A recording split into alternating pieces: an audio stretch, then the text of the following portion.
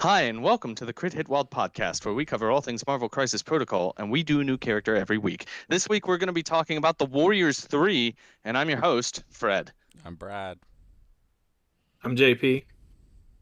Hello, everyone. Hey, JP. It's nice of you to join us. It's been too long since we've had you on, and uh, I'm happy that you were able to get with us today. How I want to start off by saying that we are pretty short-staffed. We have had a major snow event in our neck of the woods, and I'm sure that quite a bit of people have also had that event. This thing stretched for 1,600 miles, I think, was the final tally, and people still don't have power. Some people don't have internet, so it's just the three of us today. But we're gonna power through and create this thing. Um, and we're in West Virginia, where we did not get it anywhere near as bad as like northern Mississippi or Tennessee. If you are a listener in one of those regions, stay safe and stay warm. I know it's real bad in northern Mississippi, especially. Okay, all right. Now let's move on to some Marvel Crisis Protocol stuff. So AMG news, there's not a whole lot to talk about. I guess we technically now know what Adam Warlock's leadership is, and we will discuss that when we do his episode. It is interesting. But that is for a later episode. And I don't think there's any other news out of AMG for us to discuss. So let's talk about upcoming events. All right. It is the end of January right now, so I'll talk about February events. On February the 21st, there is a tournament at Lost Legion Games and Comics in South Charleston, West Virginia. This will be our Appalachian Cup qualifier. So I want as many people as possible to show up. This is our big event. This is what we have been gearing up for, and the more people who show up, the better. I think we have a max of 32 people. I would love to see 32 people. I know that that's not going to happen, but it would be great. I would love to get into the 20s at least. Okay. And then on the 29th of February, oh, that's not correct, the 28th of February, there is a tournament at Fabricators Forge in Pittsburgh, Pennsylvania.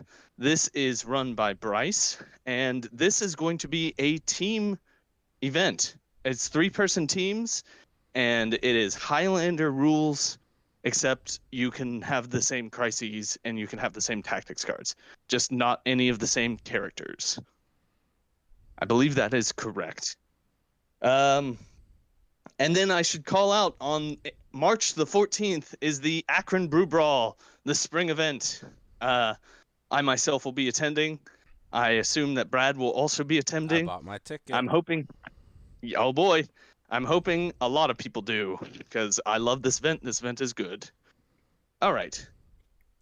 That's it for upcoming events. Let's talk about games that we've played recently. I do not have any. I haven't played a game since the tournament last weekend. So I'm going to throw it over to Brad, and then I'll throw it to JP. So, Brad, did you have any games that you want to talk about? I played a game. Who did I play against? I think I played against CJ. So he was playing Web Warriors. For the league this week, the special to get your card was to play with a Web Warrior in your list. And my Defenders list I've been playing happens to have Moon Knight in it. So I played Moon Knight. CJ plays Web Warriors, so he didn't have any trouble meeting this criteria. And then, let's see, we played... Oh, I don't know the scenario, but Echo was a rock star. So her bullseye attack does not let opponents modify their defense dice. And she has that ability where she gets to change one of her dice to a hit for every crit they rolled. So she was very consistently getting damage through on his guys, mostly Miles. I mean, she has the kit to fight web warriors. She's the person to bring, I feel like. She was great. Electra also did awesome against the web warriors. Did you say Electra or Yes. Electro? Electra. Electra. Okay. Yeah. All right. Thank you. She was great. Her mystic attack was good against Miles. And then her martial prowess also worked out very well in this game. Let me do. That's the thing Get that damage if through. you get to roll additional defense, roll, and then they take damage if they don't do you damage. Correct. Is that what that? Okay. So like I killed Silk on her own activation. Oh man. After flipping her. So it was fun to play my defenders. I like to play some non-mutant teams sometimes for fun. And I've been enjoying playing them. I've liked Ronan. I've liked Sif. I put Sif in my list as a splash. And I've really liked Sif so far. She's real good. Yeah. I don't think I got to play her this game. Okay. I believe we have been joined by Brandon. Is that correct? Yeah, Fred, you should know that Brad only talks about Electro when it's in a tournament and it's interrupting someone else's game.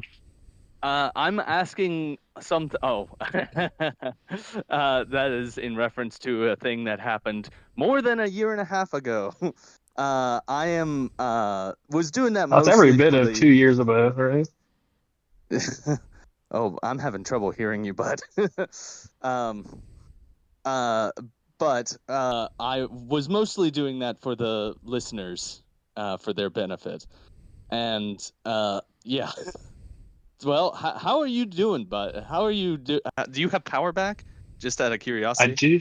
Yeah, I do have power. I don't have internet, so Okay. I'm on the old cellular device. I don't know if it's bad or not. If it is, just kick me off. I can understand you. It's not perfect, but I can't really speak to it on myself either. I know that I myself don't come through perfect all the time.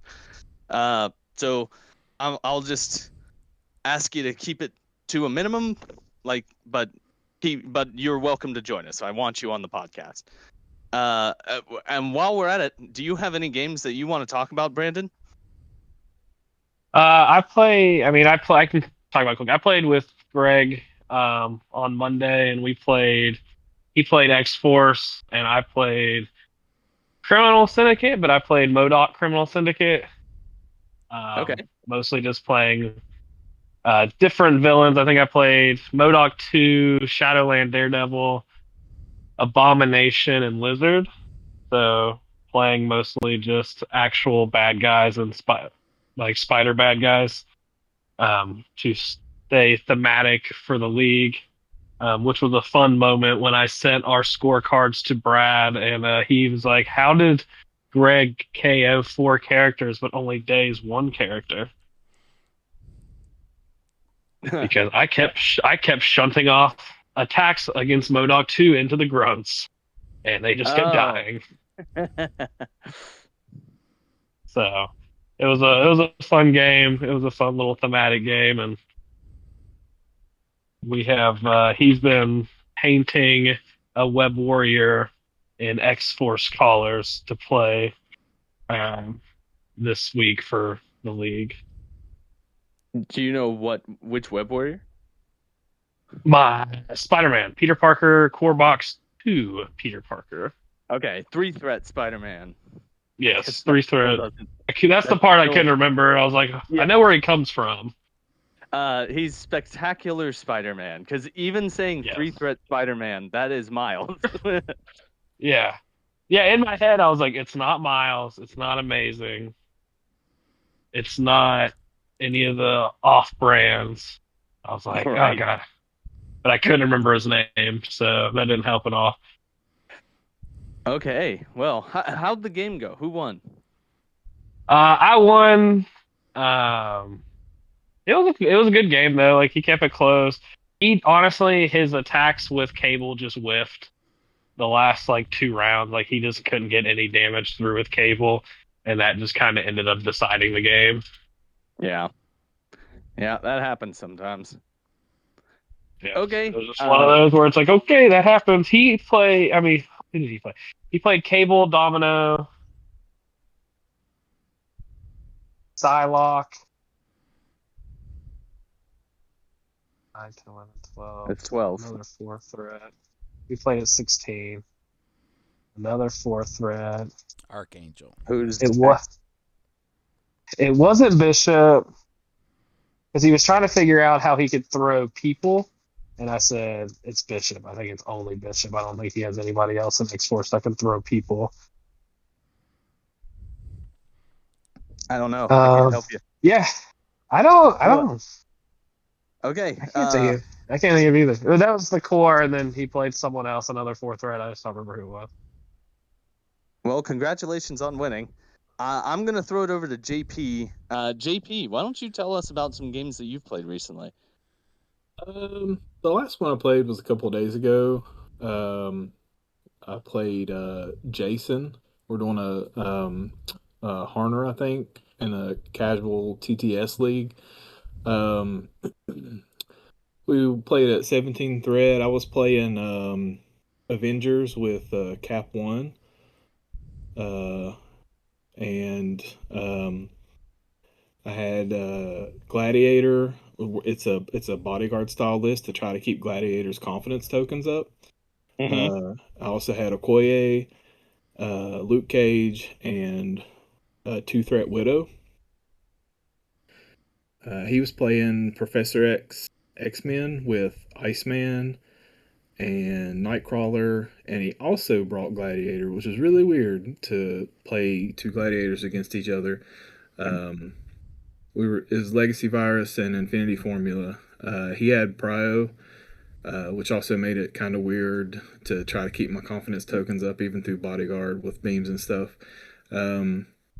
Really, the story of the game was his dice crapped out. He had multiple instances with 7 or 8 dice beams hitting bodyguards that just low rolled, and my bodyguards rolled average, and so they just didn't take any damage. And I was able to keep my gladiator at like 4 confidence tokens at the least for the majority of the game. Really, the only character on his team that performed was Nightcrawler. Other than that, everybody, all of his dice rolls just kind of crapped out. So Yeah, that happens sometimes. yeah, Well, congratulations on winning. It sounds like you won. did yes, it's Yeah. 17-7. Okay. And did you like it? Did you like having Gladiator with all the confidence tokens? I did. It's actually been really fun. Another list that me and Brandon are working on. Um, and the plan is at any threat, you're just kind of setting up a box with him to where he never gets hit, so he doesn't lose his confidence token. So every attack, he's just hitting with 9, 10, 11 dice, depending on what you're doing. So I mean, that's pretty punishing. Just having that many attack dice, that's so easy to deploy out. right, And he could charge. yep, and he can charge turn 1 from the reduced cost. So with the reduced cost and a range 3 builder, he can jump up to 2 confident tokens or even 3 possibly on turn 1. Oh my goodness. Yeah, that's pretty good. That's pretty solid. Okay, well, I've got a question for you, JP. How are JP lives in a town south of us, and he and other Brandon are trying to set up a community there, and I want to know how's it going? How's that process going for you? We're making some headway with it. We've got a core group here, and it's usually the ones who end up traveling up to you guys to play. So we've got four right now. There are three or four other people who have already bought models and are very interested in it. We tried to do another learn to play day a few weeks ago, but it was real cruddy weather and some people were sick, so we didn't get anything going with that. We were going to try to run an event in February, but I think we're going to postpone that and try to do another learn to play day first. So there's a lot of interest for it. I think we could easily get to about maybe 6 or 7 local players. Just I off mean, of that's outstanding. That's yeah, yeah. fantastic. And we've gotten a few people from the Warhammer 40K crowd that comes over that are coming over to the game to try it out. A lot of people who are just really, you know, excited that they didn't know about it, and it's just comic related. A lot of characters that they love. Deadpool's bringing in a few people's interests, so I'm hoping that it keeps picking up, and maybe in March we can hold an event and you guys can come down and we'll have a nice little event. There's enough room in the shop down here for it. So yeah, I think it's going. It's a little slow, but I think it's going well. Great. I mean, we will definitely come if you held an event. We will be there. Uh, it sounds like you're gonna have. I mean, our group is pretty small. You may have more people down there than we do. Well, the problem is just getting them to um, uh, I don't want to say participate, but I guess everyone at the same time. Yeah. With schedules and everything. I think that's been the biggest holdup. So, like I said, I'm optimistic. Okay, well, I'm glad it's going well. That's I always want to hear about Marvel Crisis Protocol expanding its player base. That is good news. Uh, well, JP, I want to talk to you about another thing, and that is about a problem with the greater Marvel Crisis Protocol community in general, and that is hive mind thinking that certain things are bad. And Yes. I want to talk to you about that. So, I just want to interrupt real quick and make it very apparent to all our listeners that this is JP's idea, not Fred's. that is correct. The JP came on. Yeah, I'm trying.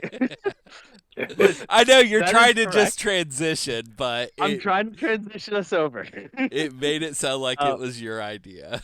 it is not my idea. This is JP's idea, and I like this idea a lot. It's a good idea. JP, let's talk about hive mind thinking in this game. Okay. Yeah, I brought it to the table. This is something I've talked with other Brandon a lot about, and it happens in all games really. So there's everybody has their local metas, and then there's also the higher level, all the championships and other events that you see where, um, based on those lists that perform, uh, everyone thinks that those are like a stock list. So certain characters that used to be good or right now might be on paper look good, but because no one's playing them or they have gotten a nerf in the past and currently compared to what they were pre-nerf, they're not any good. Everyone just thinks they're bad.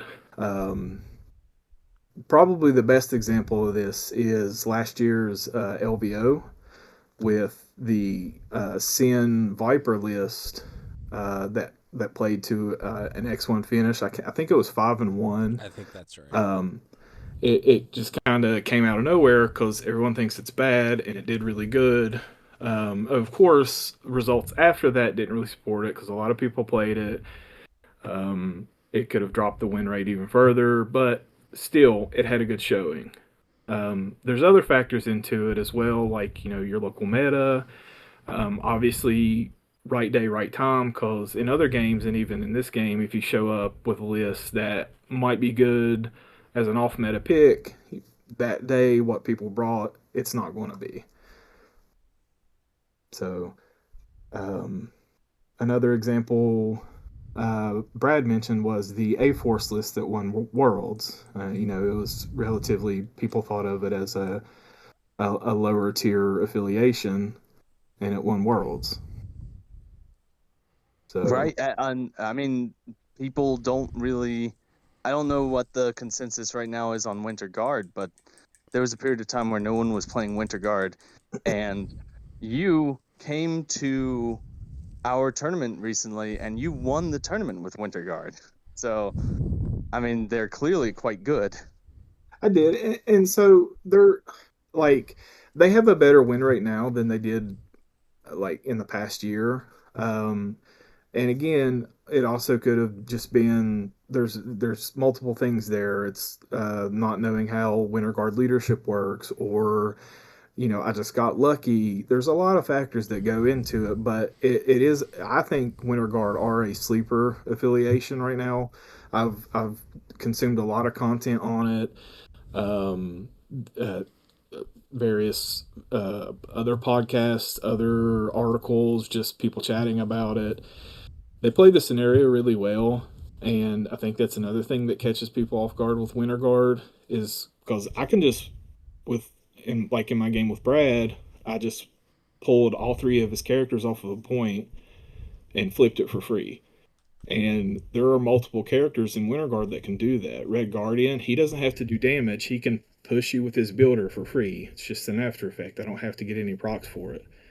So I can just move, push you, flip for free. And they just play scenarios really well. They can mess with your dice. Multiple characters have -1 damage, plus the healing from Hood and patch up. Plus, they're harder to push off points. Right, because their leadership, they can.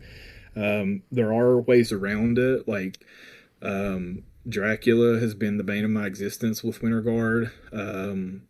It works out because I can drop Thralls of Dracula bleed really easily, but Dracula advances me, so I'm not getting pushed off a point, so my leadership doesn't work. But it does work really well against a lot of picks right now. So, um, and just in general, characters and affiliations that people think are bad because, like, one I really want to work on is I want to work with Cosmic Ghost Rider. Um, I haven't played him. I've got the model. I got to build him. Previously, compared to what he was, from what I've seen, it's a shell compared to what he used to be. But looking at his kit, I think he can still be really playable. He still does a lot of interesting stuff, like big time. I think that you're right. It's in comparison to what he used to be, he's nowhere near what he was able to accomplish. But I mean, he's still a 6 threat model who's good. Like, Right. he's definitely worth trying. Someone who's worth playing around with.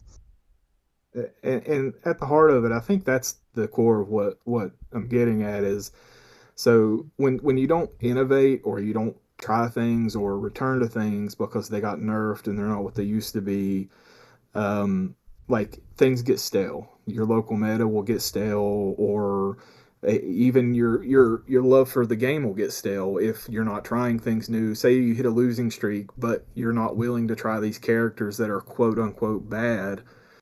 Um, you can make your losing streak grow longer because you didn't try to innovate or you didn't try to do something different. Right. I mean, and so I do this myself. Is when I go on a really hard losing streak, I'll switch affiliations. I don't I and then I will have some success with that affiliation. But that is a little different. That's just how it works for me. But s- I mean, one of the characters that gets brought up a lot is King Blackbolt. Did you like want to talk about him in the process of getting splashed in places there? Because a lot of people are saying that King Black Bolt should be nowhere but in humans. Yeah, I think on paper he's great. You know, he's got extra dice on his attacks from Amp It Up. Um, he's got hit and run, right? Yeah. Yep. And he's like an 18 HP pool. Or sorry, not 18. That's bad. Sorry, 15. I don't know what I was thinking of. 15 with -1 damage. Um, so I know other Brandon is really. We've been messing with this beams list that plays off of Red Skull 1, Oh, I okay. believe. So you're just kind of like getting extra Getting power. power, and yeah, and so that keeps him powered up to do the things you need to do with him. Um, and man, he's like two characters I've had the most trouble out of here in the past like 3 or 4 months are Dracula and King Black Bolt. Like Mm-hmm. I've not KO'd Dracula, and like I don't think I have. I think I've dazed him once. I know Brandon played him against me, and he put me in the dirt with him. And other Brandon, I've dazed him one time, and same thing with King Black Bolt. I've not. I mean, I've not been able to touch him. You know, I get I him mean, down, but from the -1 damage, he just gets patched up, and he's got power from Red Skull 1, and I just, mm, I don't know. I think he's great. I mean, Dracula is just a problem. That's just how Dracula is. He's so frustrating to play against because he'll just hit you back and heal himself. But Right. uh, King Black Bolt, I mean, I'm with you. I think King Black Bolt is great. I've been playing him in affiliation. He works really well. Uh, I feel like the consensus is not to take him anywhere but in humans, and that is kind of the what you were talking about of the groupthink that's not necessarily correct just because he's not ideal in other affiliations. He's still really good. Like in Red Skull 1. That's a pretty good place for him, I think. Right, and it's not just him. Yeah, I've seen all kinds of places that have talked about King Black Bolt, even Dracula as a splash. People have talked about, and I think Dracula can fit into a lot of places as well. But there's other characters. Gladiator, you know, he doesn't have a home, but also when he usually comes up in as the top of conversation, people are pretty down on him, and that's one of the reasons why we started working on the bodyguard list is because you don't see him hardly anywhere, and most everybody thinks without dice fixing, he's pretty bad. Um, but I don't know. I just think he, on paper, if you can keep his confidence tokens up, he can be very playable.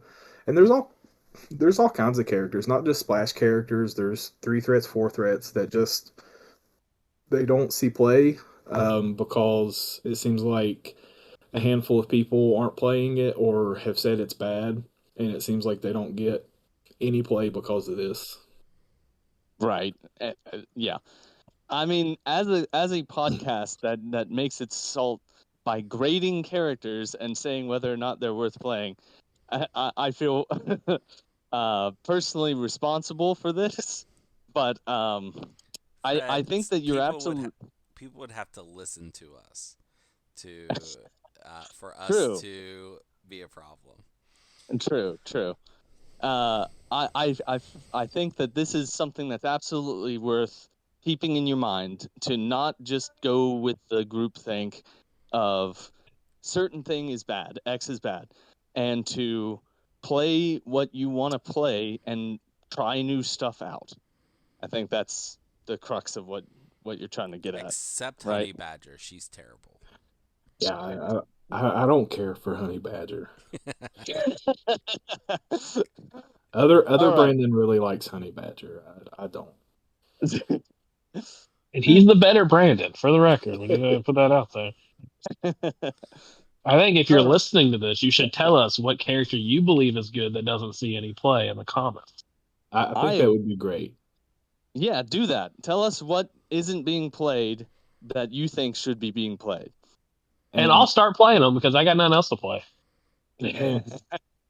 And one All last right. thing, Yeah, go ahead. I just want to clarify, this isn't a knock against any of the players or anybody. This is just, it's just my opinion on it. Like I just see a lot of stuff that's unplayed, so I don't want it to come across as like I'm saying people are wrong or right or anything like that, or communities or anything. I think there's a lot of untapped potential in a lot of characters. Is all. I think you're absolutely correct. As someone who wrecked me with Omega Red of all people, you I may know. have a point. Omega You got Red being the absolute MVP you of that guys game. almost made me stop playing him. What? Really? Yeah, I took him out. I took him out of Winter Guard for a long time, and then Because I we was talking. spoke ill of Yeah, him. yeah, and I also talked to you guys after the event the other day that I was a different player at the time when I was last playing them. I've learned a lot. Um, Even with the stuff I came in with about playing objectives and everything, I've grown and I've learned so much. Just mainly because of you guys that I'm able to play with you, because you guys are all great players. Everyone I play with is. So I learned so much and I found out new things. Like I didn't even think about just pulling people with Omega Red like that until I found out about it. Like I also didn't even know that you could pull people past him. I didn't know that was a thing. I thought you had to stop on his base. No, you can ignore your own base. That's for the listeners. You can ignore your own base for pulls and pushes and throws. So it's good. All right. Well, JP, I'm real glad to hear that you like playing us. We like playing you too. You are a great addition to our community. All right. Let us move on to the person that we are here to cover today. That person being the Warriors 3, otherwise known as Fendral, Hoger, and Volstagg. Their defenses Hogan. are Hogan. Okay, Hogan. Sorry. You added I'm some trying extra letters in there, Fred. I did. I am trying to read this off of my phone and talking to the microphone at the same time, so it's at an odd angle. All right, their defenses are 3, 3, and 3. They have 5 stamina on both sides of their card. They are a threat value of 3. They are size 2 and a small mover, but that's okay because they are they on a large base? I believe that they are. And they are Asgard affiliated. Okay, Brad, why don't you do their attacks? And it's a lot. I'm throwing a lot at you. Alright, the first attack is called, and it's range 2, 5 dice, cost 0. After the attack is resolved, this character gains power equal to damage dealt, and wild stun after the attack is resolved. Their second attack, also physical, it's called and range 3, 4 dice, costs 0, gain a power, wild bleed after the attack is resolved, wild hit pierce, and then their third attack, also physical, it's called and it's range 2, 4 dice, cost 4, add dice equal to the defender's threat value, and has the wild skull clumsy warrior. After this attack is resolved, the defender suffers 3 damage, and this character gains the stagger special condition. Okay. In Brad's defense of these attack names, they are in like Norse, and they're very hard to Norse. They're in fake Norse, right? I don't even know if Norse is Aesir. I don't know. Whatever. It's the anyway. It's what some Jews from the 60s thought Nordic languages looked and sounded like. Right. That's exactly what they are. Okay, JP, why don't you do their first 2 superpowers? Okay. We've got a strike 1 for Volstagg. It's 2 power, This character may immediately perform an attack with power cost of 0, targeting an enemy character within 2. After the attack is resolved, if the attack roll contains any skull results, this character suffers 1 damage. This superpower can only be used once per turn. They also have My Steel Shall Strike for Thee, 2 power. After an attack targeting this character is resolved, this character may use the superpower. If the attacker is within 3, this character may make a Fimbuldrauger attack targeting it. Okay, and Brandon, why don't you finish out the card? We have Grim Resolve. When this character suffers damage from an enemy attack, after that attack is resolved, this character may advance small towards the attacker. If it does, after the advance is resolved, it may remove 1 damage from itself, and they are Asgardian, so they gain an additional power during the power phase. Okay. All right. So what is everyone's first thought about the Warriors 3? I'm gonna throw it to JP. What are your first thoughts looking at these people? I love it. I absolutely love it. Love it. It's I think their kit's good. I think they're kind of wacky, but I think it's it fits. And I think they're going to see play. The only thing I don't care for is they do kind of have a low HP pool. Yeah. But with the Grim Resolve, it can maybe keep them topped up. That's honestly my only downside is the low HP pool. But I think as a whole, I think they're good. Yeah. I mean, let's talk about Grim Resolve because that's such a it is a power that after they take damage, is it from an attack? When this character suffers from an enemy attack, yeah, they get to advance short and then they heal 1. Is there any way that they don't advance? Like, can you They advance? advance towards the attacker. Correct.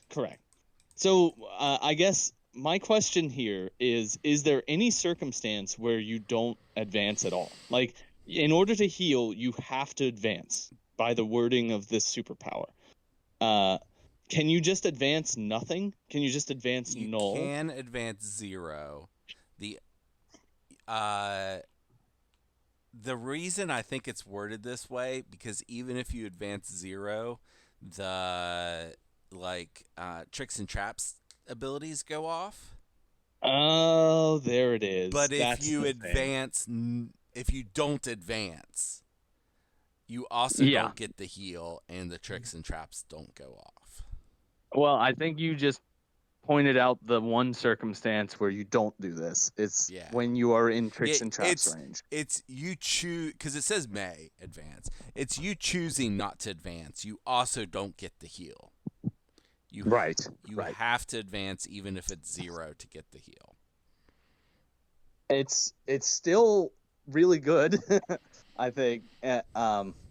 Yeah, that's an outstanding superpower. What do you think about this, Brad? What are your thoughts on this character? I think this character is very well designed to catch the flavor of these characters. They could have all been their own character, but they chose to put them together as the Warriors 3. The first attack is Hogan, the second attack is Fandral, and the third attack is Volstagg. It's very clear that that's who they are. And then the superpowers, strike 1 for Volstagg's obviously Volstagg. My Steel Shall Strike at Thee is Fandral, and Grim Resolve is Hogan. So, like, all 6 things are divided 2 and 2 for each character, showing that character's flavor. It's really cool, and I think it's really good. Cool. And the kit really works well together. So you have an aggressive that heals you, that then you can do a attack afterwards. With you can if you get within range 3, which I don't think there's a circumstance where a large base moving short, like even if they are at exactly 5. Yeah, if you move short with a large base, you should be within 3. I think when this card was spoiled, I saw people in the Discord, they had it the pictures to show that it absolutely is. And then they can make 3 attacks on their activation as well, just like what's that other group called? The Wrecking Crew. Wrecking Crew. Yeah, just like the Wrecking Crew, so that you can feel like you're playing all 3 of them. Yeah, I love it. Brandon, what are your thoughts here on this card? What do you think about it? I think it's really fun. I think I think they did a really good job kind of taking like what the Wrecking Crew was at 4 threat and scaling it down appropriately to be a 3 threat. And I think it's going to work itself out. Because I think that's like the hardest thing when you have some of these abilities, especially abilities that allow you to attack. Like have a free attack, so you have 3. The action economy just gets really out of control when you have 3 attacks each turn. So like you have a lot going on that you have to kind of scale appropriately, where the character can just kind of tip the scale one direction or the other really heavy. And I feel like they did a really good job. Kind of to what Brad is saying. Even like thematically, I think they did a good job, but I think they did a good job power scaling for the game to where this character is not gonna be like extra broken or anything, because like the best thing it can do is like, yeah, if you attack like a huge character with your spender and you have this big thing, like you still can gain like the stagger, like you still have kind of a drawback instead of like it's not just pure upside. And that's Right. also very flavorful because Volstagg is known to be very clumsy. Yeah. I Like I said, I think they did a really good job with that. They've done a great job flavor wise for the last couple of years. Almost everything that's came out has been like flavor home runs, and they've absolutely killed that. But they're definitely getting to a spot now where I think they know where they want the characters to be and fit in, and every character is seemingly fitting into a specific niche. Like it's been a really long time, I think, since we've got a character that's just been like super busted or I agree. super terrible. Oh, right. I think that can we also talk about how cool the attacks that scale with threat are? Like, I think this spender's so good with the ability to, like, if you're attacking Immortal Hulk, that's 11 dice. That's really good. I like it And a you're lot. very. I like it a lot better than the ones based on size. I do too. I agree. Like it's substantially, because it goes up to 7 instead of just 4 or 5 sometimes. Like that's I like it as a scaling mechanic where you don't even want to use this against like Okoye. But if Okoye bodyguards it, it's suddenly way less good of an attack. It's really interesting. Okay. Someone who plays a lot of Dormammu, I do not like it. I'd rather it just be size. Dormammu is also size 5. I mean, he's threat 8. He's threat 8. Yeah. Hey, I've got a question. If you were doing this against Thanos or upcoming Adam Warlock, would you add the threat of the gems or do you not? I think you do. Mm. Yeah, That would make sense. The gems are included in list building, so it should be the overall threat. If it's unless it specifies, it shouldn't like the gems add to the overall threat of the character. I don't know. I feel like this should probably be.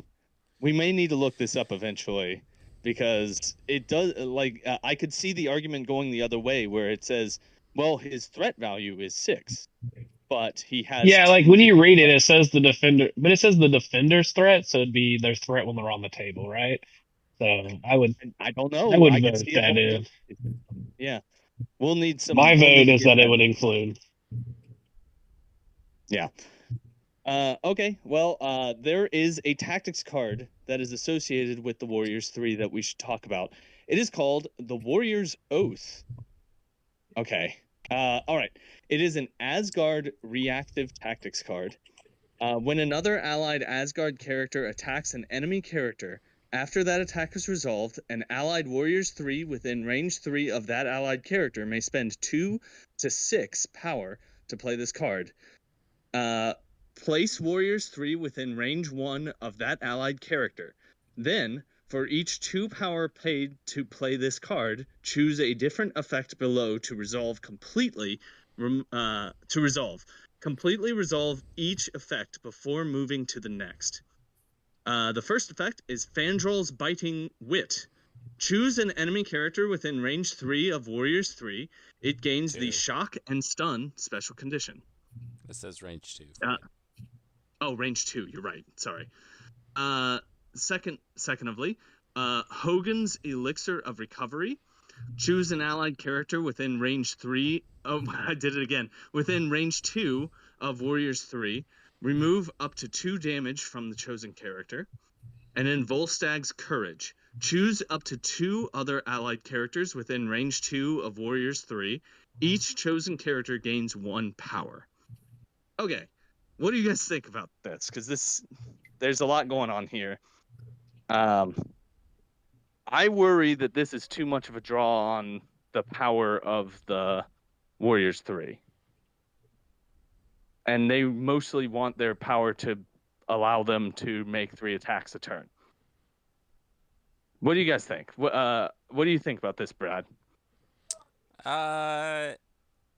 Given I think the abilities are decent, at least the first 2.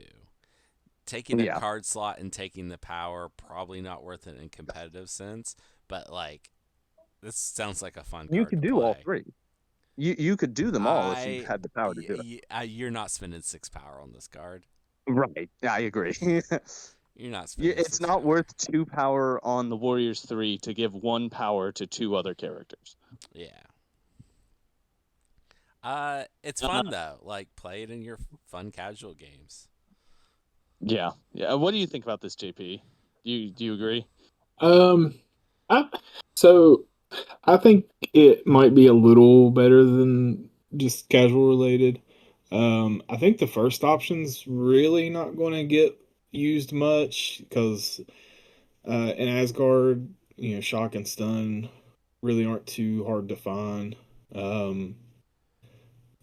Shock more so.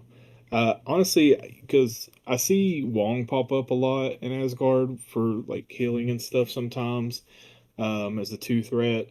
And I think between that and Elixir, I think that might be a good way to keep somebody like from getting KO'd. Or even if you're not playing like Wong as a 2 threat, it just gives you another healing option. And the third option, I think it might see more play because say you like dump all your power on Thor or something, and then you do Volstag's Courage and you put him back up after the power phase to another charge before he activates. I could see that happening. But I think the biggest problem is I don't know if this outweighs the other tactics cards in Asgard. That is the math that you have to do, and I agree with you. I think that there's no way that this doesn't even make your this doesn't make your 5.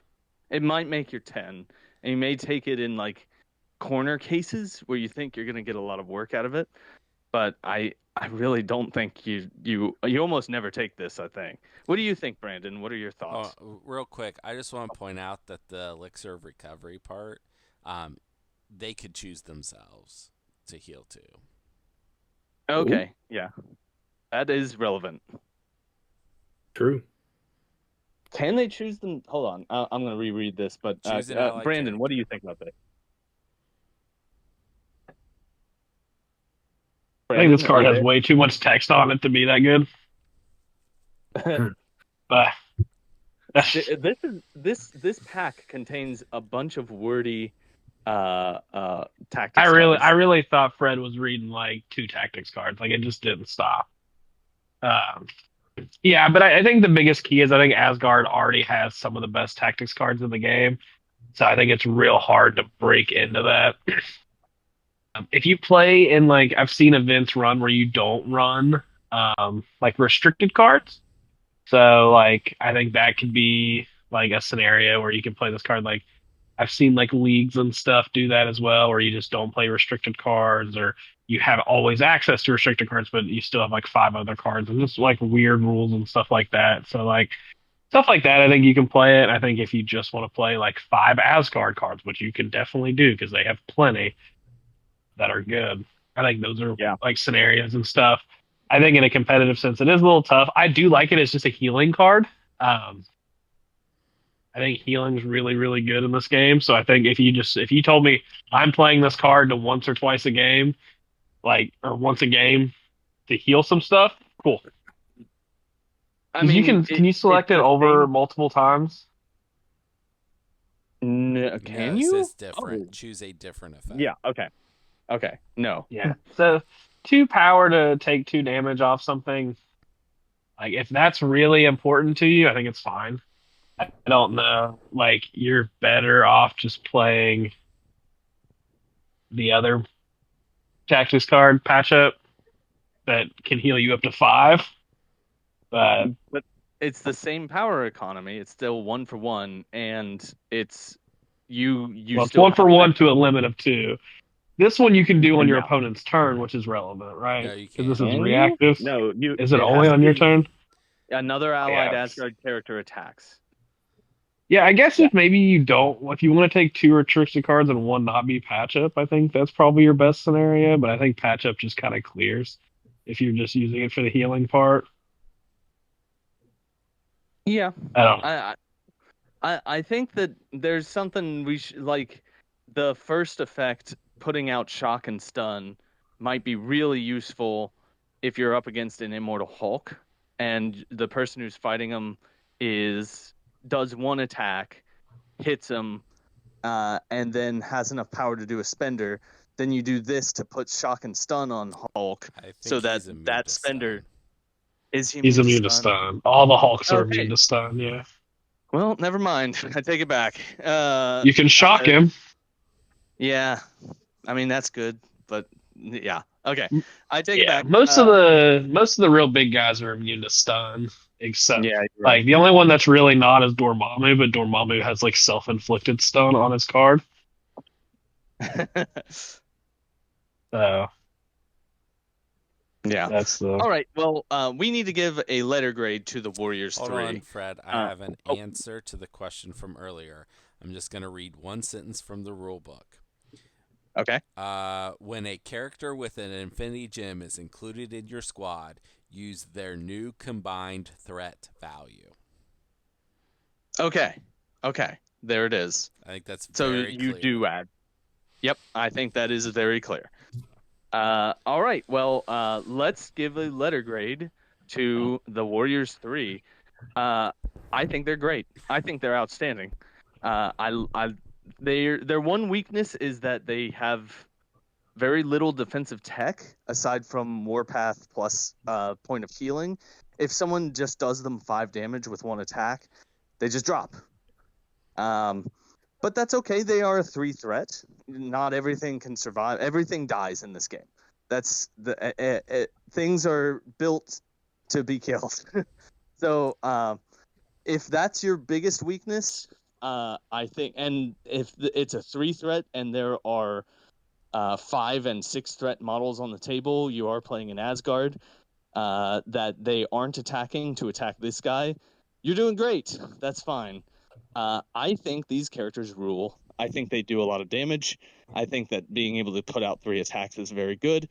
I am going to give them a solid A. I'm tempted to give them an A plus, but I don't think I'm going to. JP, what are you going to give to the Warriors 3? I think I would if they had one more HP. I think that would give them an A or A plus.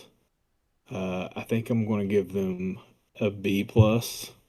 And I think that's only because of the low HP pool. I think everything else is great about them. I think that their tactics might see occasional play.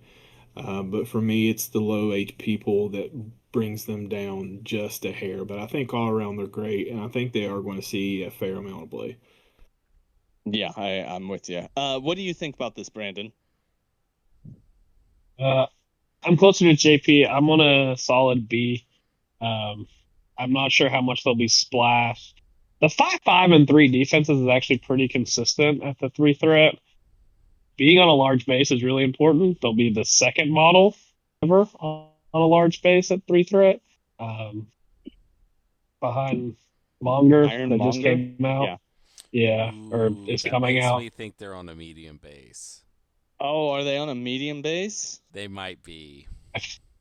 If they're on a medium Okay. base, I think I go to a B minus just for the record. I think I think for this I model, drop. yeah, I think for this model to work appropriately, they kind of need to be on a large base. But if they're on a medium base, yeah, they're slightly worse. Yeah, Ironmonger was the only 3 threat ever on a thing, but having healing in 5-5 and 3-3-3 is still technically above average for a 3 threat, just because you can have something that heals yourself. Um, but the yeah, I think a solid B. I just expect you threw a whirlwind on me. If they're on a medium base, especially, I don't know. Yeah, that does reduce their value if they're on a medium base. Uh, What base size is Valkyrie on? The new Valkyrie? large? I'm pretty sure that's on a large base. Looking at the packaging, they're on the same size, it looks like, as Valkyrie. Okay. I mean, Maybe. then that would be a large base. Listen, if they're on a large base, they're a B. If they're on a medium base, they're a B minus. I'm sticking to, and I'm moving on. All right, Brad, what are you going to give to the Warriors 3? Regardless of base size, B. Okay. All right. Well, that is our take on the Warriors 3. I think that you should not listen to us 100%. You should try them out. You shouldn't hive mind this. Although, yeah, that's all we do is great things. So, all right, Brad, do you have any comic books that feature the Warriors 3? I sure do. So, the first one is Journey into Mystery 119, Stanley and Jack Kirby. I mean, they did create pretty much every Marvel character anyone knows. And they show up in the backup story in this comic where the Warriors 3 join Thor and Loki on an epic quest. But Volstag's bragging gets everyone in trouble. This is their first appearance. And they, starting with this issue, show up very regularly in Journey Through Mystery, and then Journey Through Mystery gets retitled to Thor eventually, because it's just Thor stories at that point.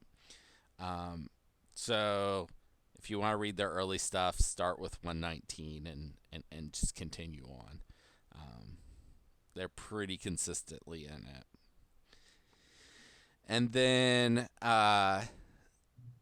Warriors 3, 1 through 4, was collected in a trade called Dog Day Afternoon. This is Bill Willingham and Neil Edwards.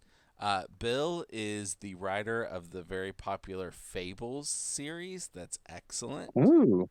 So he wrote the Warriors 3 in this. A Great Beast is released from hell, and the Warriors 3 are there to put it back. And they find out that there is a shadowy criminal organization that released this beast for nefarious reasons. So, criminal syndicate confirmed. Oh, boy. No, I'm just kidding. Okay. Well, is that it? Were those the only? Okay. Those are the two.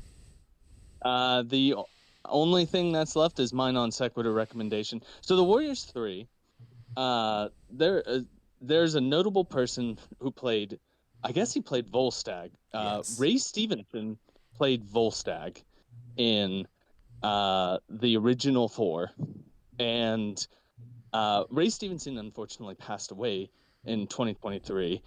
But he is a great actor who's been in a lot of good stuff. He specifically in RRR. He's the bad guy in RRR. He was so good a movie that I love. Yeah. There's another actor, however, who played Hogan, named Hadanobu Asano. He is also in a show that I greatly enjoyed called Shogun. 2024.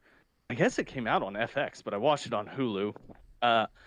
It is a Japanese language show. It's not all in Japanese, but it is mostly in Japanese, and it is absolutely outstanding. It tells the story of the rise and fall of Oda Nobunaga, but it fictionalizes it. It's not that character. It's not named Oda Nobunaga. It is a classic Japanese samurai tale about how the quest for power can lead you to destruction. It is a fantastic show. However, there's something else that I want to recommend. Brad, you said that the guy who wrote Fables wrote The Warriors 3. Mm-hmm. There's a new game coming out soon. I don't know exactly when, and it is The Wolf Among Us 2. Oh, really? So I'm also going to recommend that people play The Wolf Among Us. It is one of Telltale Games' back when Telltale Games had not lost the plot, when they were making masterpiece games instead of not masterpieces. This was the best one. It's called The Wolf Among Us, and it's being revived by a different studio. I think a studio of mostly the same people, but I'm excited. So I guess everyone out there should play The Wolf Among Us. And that's it for our show. Oh, Brad? Just two little things for Brandon. The guy who played Hogan was Lord Raiden in the new Mortal Kombat movie. Okay. That was for Brandon. And I have a anti-recommendation. I don't stop watching movies even when they're bad. I have stopped watching 2 movies ever in my life and turned them off. And one of them was this week. Do not watch the most recent Hellboy movie. The Crooked Man one. It's terrible. Yes. It is so bad. Oh boy. I think I made it 5 minutes into that. I gave it 30 minutes and then turned it off, and I'm not going back. And like it takes place in Appalachia and has a lot of like our history in there, and it's just so bad. That is unfortunate. How many Hellboy movies have they made since it stopped being Ron Perlman being Hellboy? 2. Is it like 3? 2? 2. Okay. Yeah. The one before this one wasn't bad. It's worth watching. Okay. I didn't know this one existed. Oh, it's so bad. Yeah, it's very bad. There's only one Hellboy in my opinion, but the one before the most recent isn't too bad. The David Harbour one, I think. I wasn't. You can finish it. I wasn't going to. It won't make you turn it off. I wasn't going to after this, but if you guys say it's decent, I'll give it a shot because the Crooked Man's so bad. It's fine. It pales in comparison for me to Ron Perlman's Hellboy, but yeah, it's hard to come. Yeah, it's hard to follow that. True. All right. Well, I want to say thank you to JP for joining us, and thank you to Brandon for sticking it out, even though you are without internet. And thanks to Brad for recording it every single time we do this. The show would not exist without Brad. And also, thank you to everyone who is listening. I enjoy doing this, and I enjoy that there are other people who enjoy that we do this. So keep on listening and play some games of Marvel Crisis Protocol and have fun out there. Goodbye, everybody. Thank y'all for having me.